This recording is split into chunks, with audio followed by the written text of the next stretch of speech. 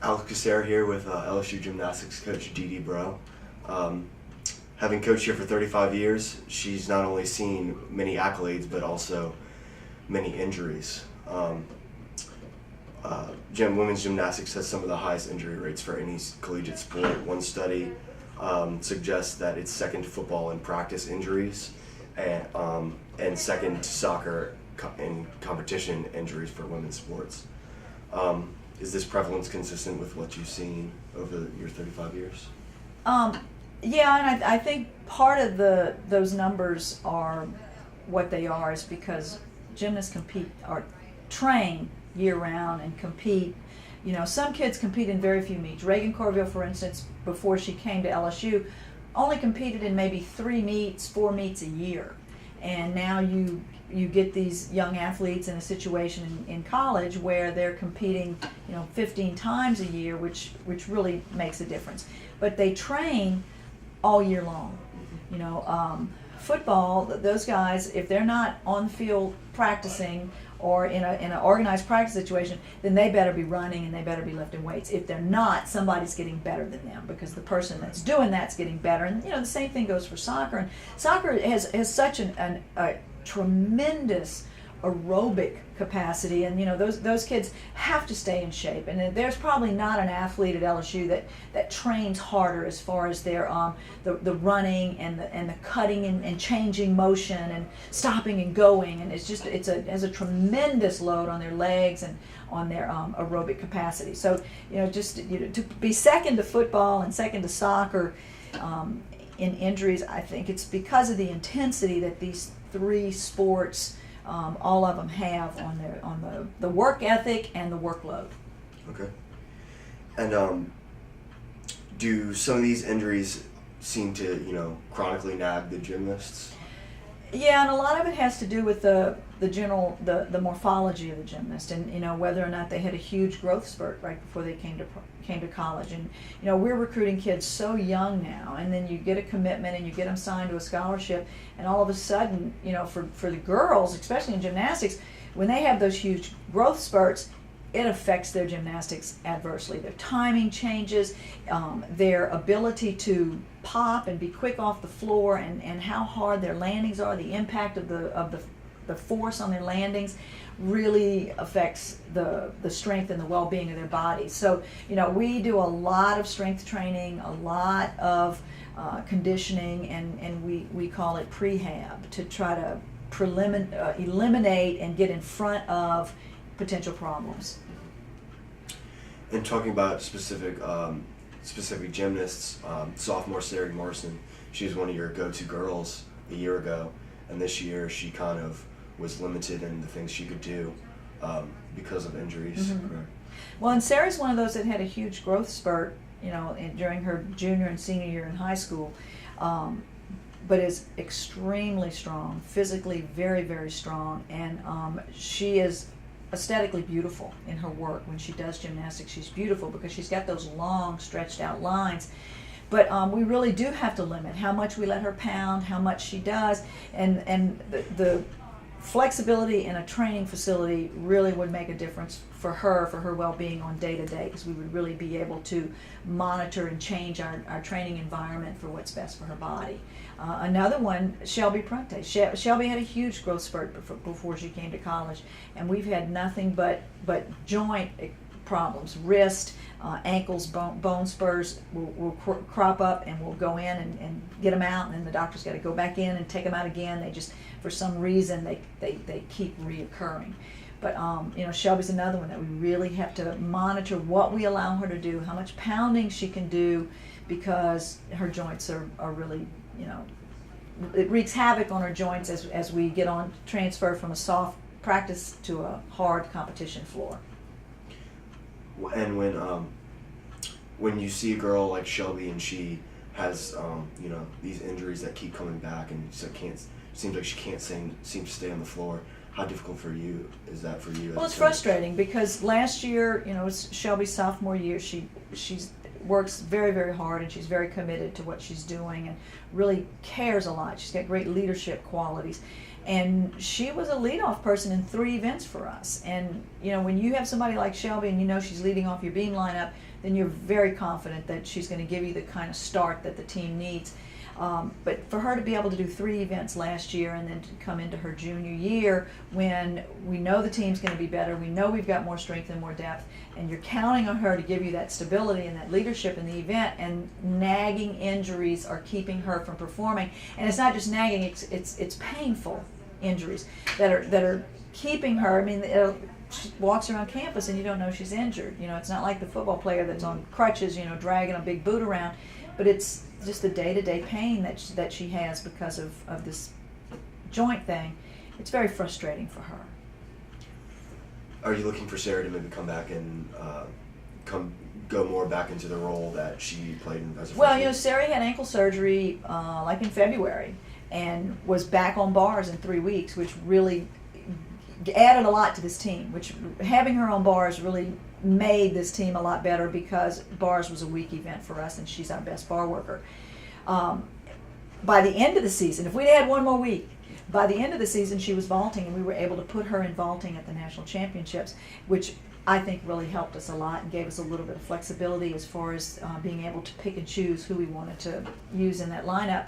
Sarah vaulted great. Her warm-up was fabulous. Her warm-up day was fabulous, and then she tried too hard in the competition and didn't do what she was capable of doing. But had she have vaulted like she did in the warm-up, she'd have made vaulting finals. So she is an impact person. She really makes a difference in our lineup. But you know, here again, when your foot is hurting and your strength is power and punch, and you've got something wrong with your ankles and your ankles keep breaking down, then you know that really does kind of hamper your performance. And as Sari kind of dropped back into a limited role, 3 more freshmen, the 3 astounding freshmen emerged this past year. Reagan didn't miss an event all year. I think Lemencia only missed 2 events, and Jessie Jordan Didn't miss until we got to the national until we got to championships. the national championships, and Yeah. she had I think 3 separate ailments going into the And very rush. untimely because you know there again, you know she fell and kind of tweaked her elbow, and then she was working where she could only do stuff on her feet on the beam, and she just had a mental lapse and hurt her foot, and then she gets this mysterious rash. So I mean, those are things you can't control. But you know, Jessie on the floor for us at the national championships, we had to plug people in that had not been steady in the lineup, and probably lost 3/10 by having to take her out. There's the difference between getting in Super 6 and not. So I mean, she was really an impact person. Reagan Corville did all she could. You know, finished top of the all-around in our rotation. And then the nighttime rotation, the scores always go up, and it dropped her down in the all-around. But certainly her performance was good enough overall to be one of the best all-arounders in the meet. Lemencia Hall has, you know, bunions on her feet. You know, there's nothing you can do about that right now. And she just has days when, and it doesn't bother her as much as other days. I don't think that's so much an athletic injury. I think that's a genetic situation. But they did a fabulous job. And then, you know, Randy Lau, you said 3 freshmen. There was 4 that really made a huge impact on this team. Randy did vaulting for us at the national championships and was in and out of vaulting and did a great job for us, and then did a terrific job for us on bars. So you know, we had 4 freshmen that really went in and made a statement. These girls are tougher than they look, aren't they? Yeah. Yeah, they have to fight through the pain. They fight through the pain. They sometimes don't admit to the pain and work through it. But you know, it's no different than the football player that wants to put his knuckles down on that line and play. I mean, these girls want to compete. They came here, they want to compete, and they pay the price. They work hard. You know, we're limited to 20 hours a week, but I can promise you that they're at the rec center at night doing extra cardio and, you know, running around the lakes and doing extra cardio and things that they know they need to do to compete at this level. How do your trainers go about trying to treat these injuries that are nagging these girls? Well, you know, our trainer changes. We have a graduate assistant that changes every year, and it's a rare thing if we can keep somebody for 2 years. And the young man that we had this year, Derek Calvert, has been fabulous. You know, and it's hard to work for me. I mean, I know that because of the intensity and the demands that I make, and the questions that I ask, and you know, I'm constantly on them. And Derek, first quality, he's got a great sense of humor. And second quality is he can communicate with me, and he understands where I'm coming from and understands the coach's point of view. Probably no different than Les Miles' point of view. He doesn't want to hear that somebody's injured. He doesn't want to hear that somebody can't compete. Fix it. And so that's a lot where I am. You know, if you've got an impact person, then you need impact training. And Derek has done a fabulous job this year of doing the prehab work, which is things that I encourage them to do that'll help us prevent injuries, and then the rehab stuff to get them back out and get them on the floor in the day-to-day if somebody's hurt, to get them ready and get them back. If they need to be in a boot on Sunday and Monday, get them in a boot so that they can compete on Friday. And that's what he has done. And you know, I've had a lot of trainers through the years, but this guy, I will write a letter of recommendation for him. He's a 10. You've been you've been a coach for a long time. Football is kind of going through this phase where the safety issue is coming more into play. With your experience, what have you seen any ways that the sport can maybe be safer for these gymnasts? Well, I think that our rules can dictate safety. Our judging rules and what we require these kids to do, especially at the college level. And I have always fought very hard in our college coaches meetings to keep a level playing field, to make rules that create parity, so that a new program, if a college wants to begin women's gymnastics, that they can begin it. It's a level playing field, and within 3 or 4 years, they can compete at a high level if their coach and their program is committed to that. I think that keeping our rules the same as our JO program, our level 10 program, keeping our vault values, 10-0 start value for the Yurchenko full and the half, which are the vaults that you see LSU do, keep those at a 10. If a kid wants to do a higher vault, then let that vault value be a 10, and it's up to the judges to judge them fairly on the execution and the techniques involved. What you see in international competition, those rules and those scores, I think it's out of control. I think that the equipment has not stayed up with what the rules are demanding these athletes to do. And as long as I'm a coach and as long as I have a vote, I will always vote in favor of any rule that's going to continue to have opportunities for women, that's going to open up opportunities.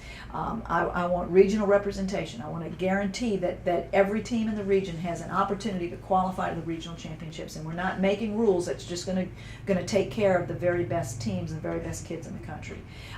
And I think that keeping our rules safe and keeping our judgments within a range that these kids can only train 20 hours, then make our rules fit those restraints. And then the other thing is, go back to safe training facilities, safe training pits, enough equipment and enough space between equipment, and pits that are deep enough and pits that are safe.